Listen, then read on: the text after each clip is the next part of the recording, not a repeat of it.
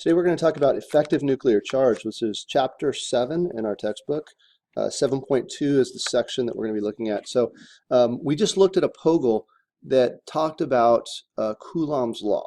And just as a quick reminder on Coulomb's law, it was just the strength of interactions between two particles that were charged.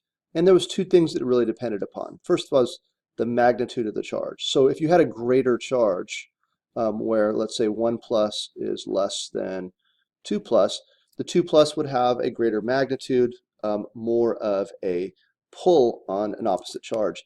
And the next one that's going to be very, very important for us, as well as the magnitude, is going to be the distance between those two charges. And so we found out in that POGL that if you had a negatively charged particle and you had a really, really, really, really large distance between a positively charged particle, the interaction dropped. There was a smaller interaction rather than having a negatively charged particle that was very close to a positively charged particle. And we'll look at these and how the electrons, our negatively charged particles, interact with the positively charged nucleus of the atom due to the protons there. And that's really what a lot of this is going to be about. Pause it right. Sorry about that. We jumped into another screen there real quick.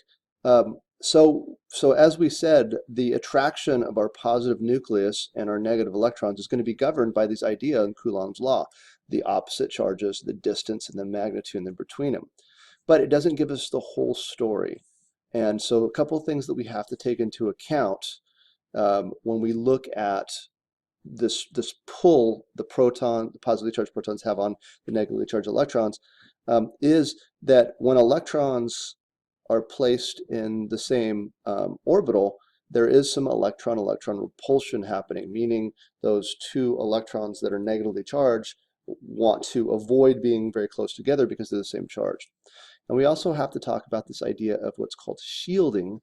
And shielding means that if you have a positively charged proton in the nucleus and it has a force it's exerting on a negatively charged electron, if there's a bunch of other electrons in the way, let's say electrons here and electrons here, this can create some shielding, or it can drop the actual charge of that pull.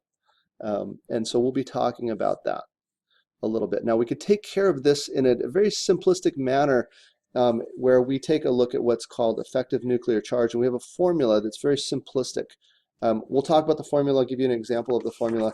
And we're not really going to get too into some of the advanced ways to calculate effective nuclear charge. We're just going to use this as a rough formula. And so the rough formula for this idea of effective nuclear charge, this charge on the electron, we can simplify it as Z of F, and that is our effective nuclear charge, is equal to Z minus S. Okay, and let's talk about real quickly what this means. Okay, so what this means is the Z we're going to talk about as the number of protons in the nucleus of the atom. And the S, simplistically stated, is going to be the number of core electrons. And so let's talk about what we're doing with this. So for example, on the sodium atom, a neutral sodium atom, at a glance at the periodic table tells us it has an atomic number of 11, meaning it has 11 protons and a neutral atom 11 electrons. So if we do the electron configuration of sodium, we're going to go 1s2, 2s2, 2p6, 3s2. Oops, that should be 3s1. Went a little too far there. 3s1.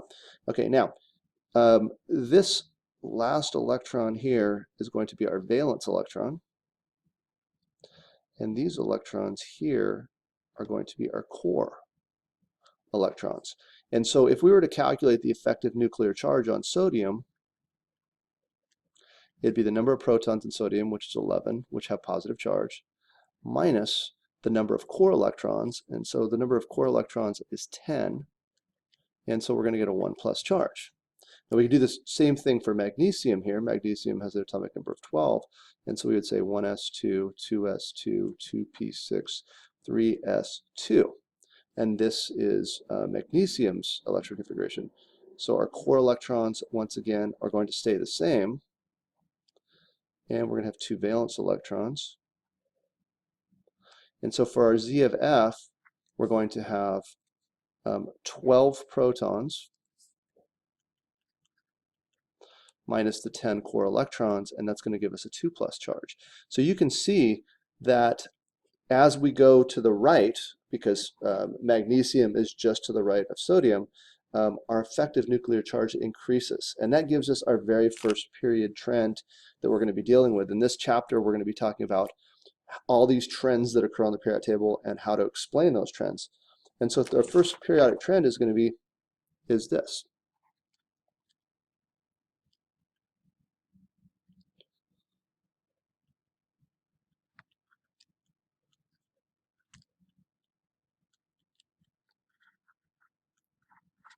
As we travel from left to right straight across the periodic table, as we travel left to right straight across the periodic table, our effective nuclear charge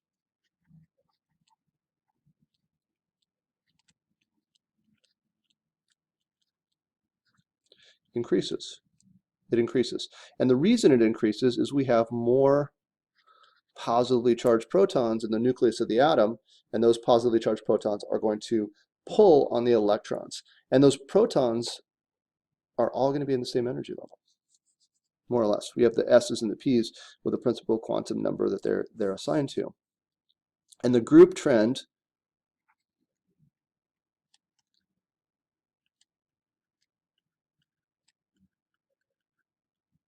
as we travel from the top of the periodic table straight down a group to the bottom, we have what's called just a very slight increase in effective nuclear charge.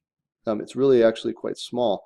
And it's going to come into play not so much as the period trend of going left to right across the periodic table. That is the really big trend that we're going to be looking at and this is going to govern a lot of the other trends like ion size and electronegativity and things like that we're going to be looking at. Ionization energy, I meant to say, rather than electronegativity. So that is our first trend being effective nuclear charge. Once again, effective nuclear charge is governed by two things: magnitude of charges and distance between the charges. And our big periodic trend is as we go from left straight across the periodic table to the right, we add more protons, and more protons means a greater effective nuclear charge, which has all kinds of implications that we're going to be talking about soon.